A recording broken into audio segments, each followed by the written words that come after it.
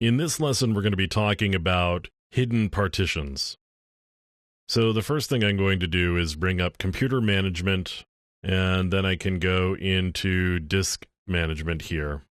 You can see I've actually got a couple of partitions here, or a couple of hard drives with a partition on each one of them. One thing that I could do, and this doesn't really hide the partition as much as it temporarily masks that it's there. So I've got the E drive set on this. Now I could remove this E drive. Now it's not actually flagged as having a drive letter. So when I go to try to open the Windows Explorer, I don't actually have that E drive available any longer.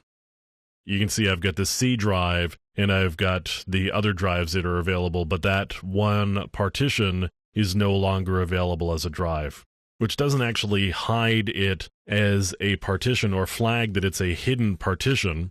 What it does is just doesn't give it a drive letter, so I can't easily access it any longer. Now, another thing you could do is use the utility disk part. And so I could select disk 1, and let's take a look at the partitions that I've got available. So select partition 1. So I could do attributes volume, because I have to do it on the volume, I can't do it on the disk, because that's a partition. So I'm going to set it on the partition, not the drive itself.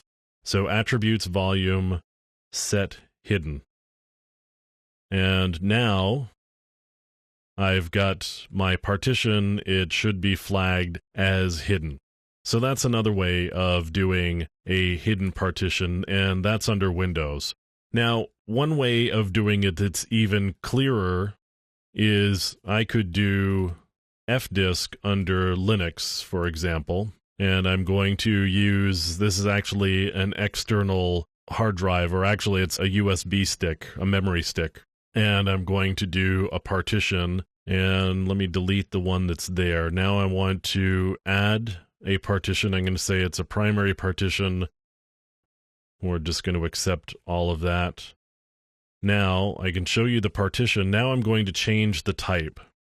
And if I list all of the different codes, you can see that 14 is a hidden FAT16 partition, 16 is a hidden FAT16 partition, 1B, 1C, 1E, those are hidden Windows 95 partitions, 27 is a hidden NTFS partition.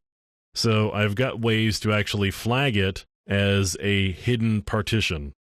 So now I can write that out, and now I've actually got a hidden NTFS partition. You can see that it's a hidden NTFS partition.